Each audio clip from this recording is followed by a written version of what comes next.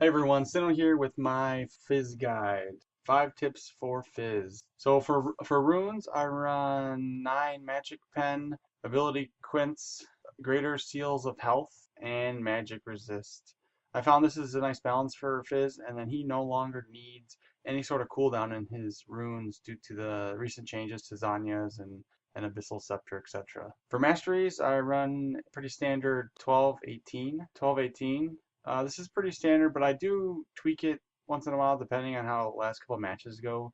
So I swap out precision or intelligence. The key one you need though, I think, is merciless and dangerous games, and of course Thunderlords. And then I usually go for bounty hunter because Fizz will get killed.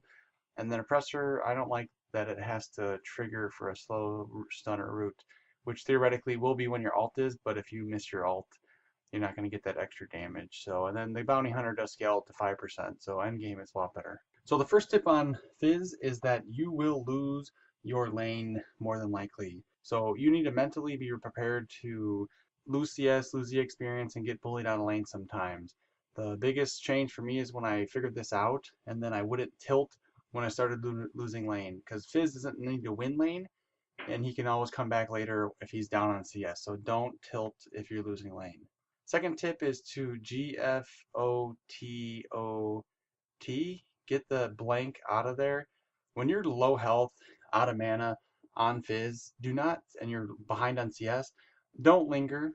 Just get out of there. Back, even if you can't buy an item.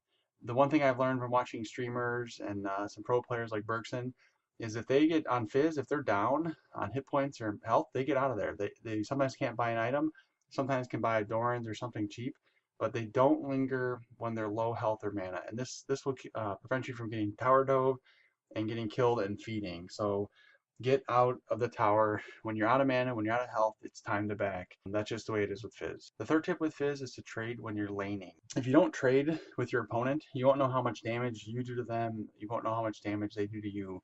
So you won't be able to make the decision to go all in or know what item to buy next. So trading also lowers their hit points and allows them to be ganked easier. And that's the same thing is true for Fizz. However, Fizz does have a lot of escapes. So all things being equal, if you're half health and your other mid laners half health, you are harder to gank typically than they are, depending unless they're a Vlad or something. So trade if often. I usually don't trade before level 3. Once you have level 3, your whole kit, you can usually get a successful trade off. And Fizz is actually pretty strong in trades, especially with Thunderlord's Agree. So the fourth tip is how to trade or dive with Fizz. So with Fizz, you're going to want to hit W and then Q onto somebody. That's the typical way to dive. Now, obviously you can alt before, but typically trading, you just W and then Q. Once you do that and you're on top of the enemy, you must auto attack. This took me a while to get used to is because he's all about abilities, but Fizz's auto attack does add damage and it gives you something to do while you're waiting for your cooldowns to come up. So WQ, and then don't E unless you have to. You kind of want to save your E for the very last possible second. The worst thing you can usually do is W, Q onto somebody, and then immediately E unless that doesn't kill them. Because then you're standing there with no escapes, auto attacking, and if someone jungler shows up at that point, you're gonna die. If your mid laner does something special, you might die. So you want to dive on them, but save your E to either get away, add some more damage when your Q's back up, or use it to escape or dodge one of their abilities. But save your E for as long as possible. And then the fifth and final tip for Fizz is never engage on an enemy team by yourself.